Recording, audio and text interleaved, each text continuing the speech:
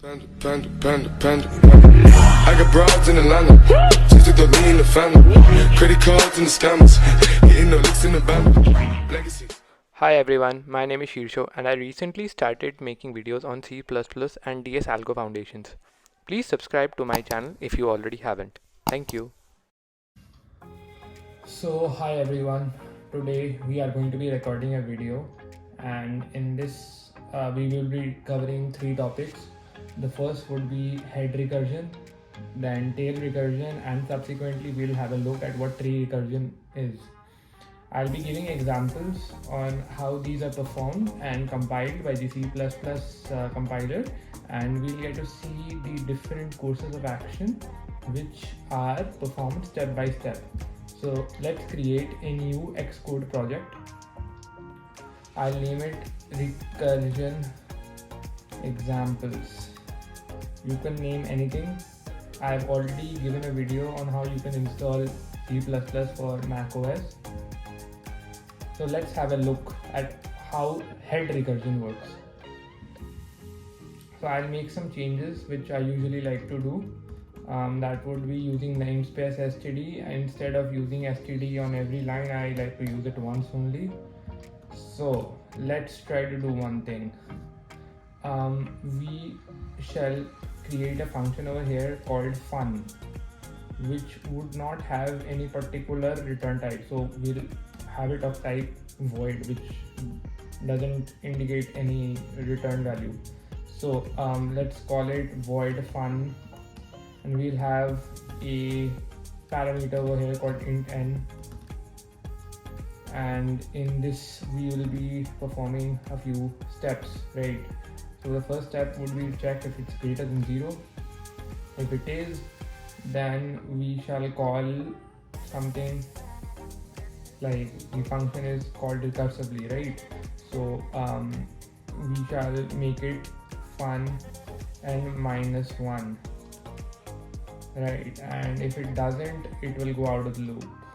So, and after that we'll print the out, means just a plain output and the value of n over here. So let's see how this works. Okay, now we have to call this from the main method. So the in the main method we shall write the function call, which will be fun, and let's say we put 3. So let's see what the output is. You can pause the video and maybe later on code it out so that you understand what the output would be.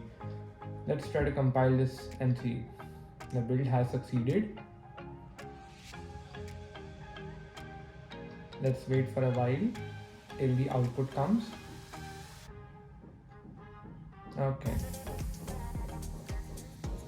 you can see it's 1, 2, 3. So let's see how this actually works by putting a debugger on line number 20, right? And let's recompile this code. Now I'll be pressing F7 for each subsequent call. Now as you can see over here, the value of n is 3. So in this function we'll get fun of 2. Then fun of 2 is called again, and let's see how that works. And the line number 14, which is over here, this won't be called till this previous line has finished its procedures, or you can say operations. So let's go into fun 2 right now.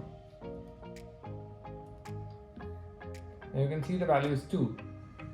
Now we'll call fun 1. Fun of 1, my bad. Now the value of n is 1. And then it was 0.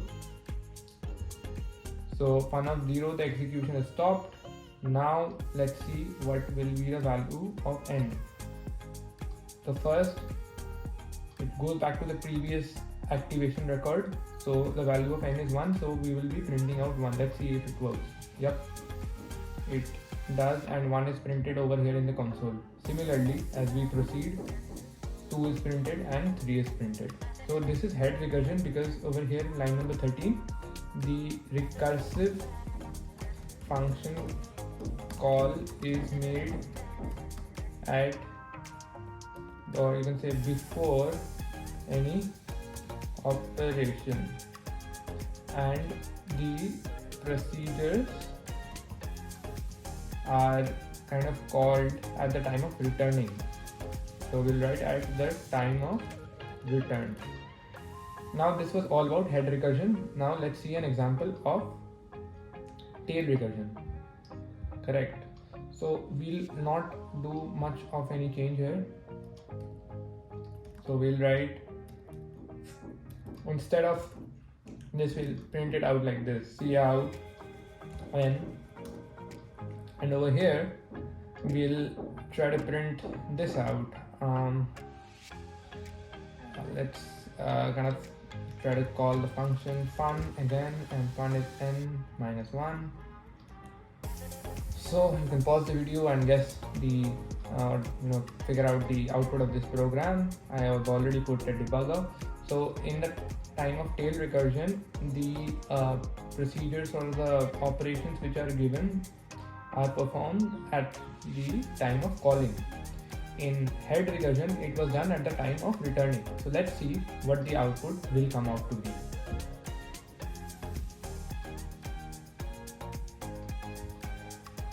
Cool. So we go step by step. Now the value of n, as previous example, started at 3. Now we'll move forward, and then fun of 3 minus 1, that is 2. Fun of 2 is called. Now that n is greater than 0, this condition is sufficiently proceeded ahead.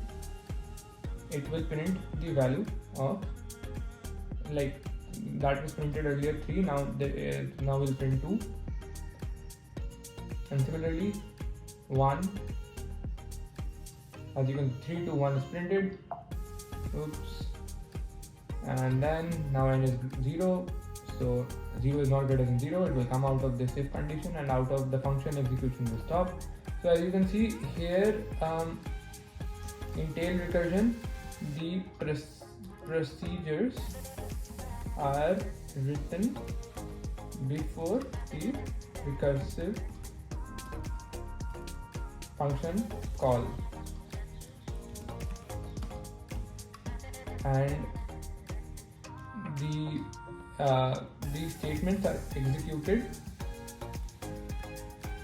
at their time of calling. So a simple way to remember this would be to kind of fix this rule in your head, that in head recursion the procedures are performed at the time of returning, and in tail recursion the procedures or operations are performed at the time of calling. So that's all about tail recursion. Now we will focus on tree recursion. So now I shall give you a written example of how tree recursion works. So let's discuss what is tree recursion by looking at an example. So in this int, or let's say fun, right, what we can do over here is take the similar argument as we did in the example, and we'll have an if condition over here which is checking if n is greater than 0, and if n is greater than 0, we do two things. First, we print out the value of n, and then we'll call fun 1. Oh, oops. We'll call fun n minus 1, and we'll call fun n minus 1 again, and else we'll return, let's do one thing, let's return 0 over here.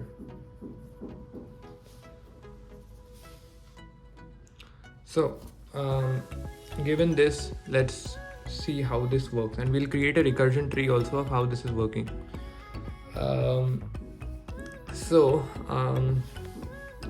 To create the recursion tree, let's say we call fun of 3. So let's exhibit it over here. So fun of 3, how does this work basically, right? So we'll have something like, so this will go here, and check the values and print out stuff. So we have how many lines? 1, 2, 3. correct. So we'll print the value of n, which is 3. Then it will call fun of n minus 1, it is 3 minus 1, which is 2. And then we'll come to the second call after this is finished. Now fun of 2 will first of all print 2. Then it will call fun of 1 since it is 2 minus 1. And then we'll call that again after this function has finished executing. Then we have something like fun 1 will be printed since it's over here. Then fun of 0. And since fun of 0 will return 0 since this is clearly visible over here, this has finished executing. So after that we'll do fun of 0 again. Now that has also finished executing. Now we'll go to fun of 1 over here. The fun of 1 will print 1, then fun of 0 is 0, fun of 0 again is 0. So we're basically done here. Now we'll go to this function, which is fun of 2, which is 3 minus, because it's going to get called again over here. So we're going to do something like it's going to basically print 2. So in the output we already have this, and this. So we already have an output of 3, 2, 1, 1, and we're going to print 2 again. Then it will call fun of 1. Fun of 1 again, but we'll come back to that later. Fun of 1 will print 1, and fun of 0, and fun of 0, and this will also print again 1, and f0, f0. Now this entire loop has finished. So this is how the recursion tree will look like for a tree recursion. So now we will look at the example of something called tree recursion. I've already explained it, so please rewind the video and check it out if you haven't. If you have any doubts, please write it in the comment section below. So we'll just make one small change over here, which is n minus 1. Cool. Let's see what the output is first, and after that we'll debug this. As you can see, the output is as expected, 3 to 1, 1 to 1, 1. Let's see how this works.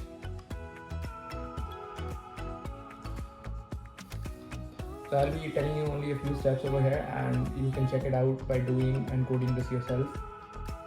So I'll do F7 over here. Value of n is 3, and it will call this function, which is going to be fun of n of 2.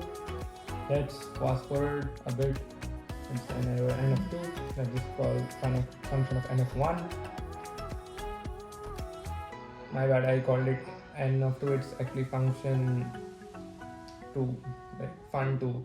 So you get it.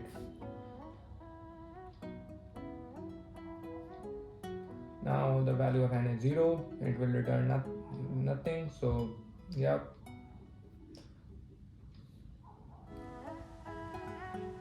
Now it goes to second function, which is fun of 1. As you can see, 3 to 1 is printed as fun of 1 has stopped. Now it will go to fun of 2, and the value of n will be 2.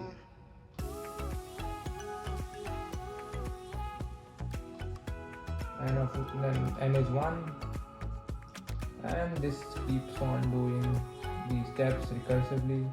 You can see the thread which is getting formed on the left side telling how many function calls have been made. We can confirm that the execution stack, or the number of activation records, is n plus 1. So n is 3 over here. We are having total 4 stacks over here. So that's something to keep in mind while calculating the space complexity. So let's move ahead and check how things are working. It's calling the second function now. It's going to the if condition, checking, and these values are printed to the console one by one. And in the last iteration, we have function of n of 0 ending.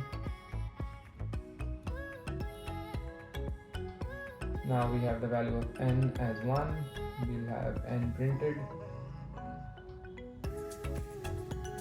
and this finishes the entire recursive function call. So that was tail recursion. Thank you so much for watching, and please subscribe to my channel if you find my videos interesting. It surely would mean a lot to me if you can share some of these videos, as I think it might help a lot of people who are getting started out with C++ programming. So thank you so much, and enjoy your time coding this. Thank you.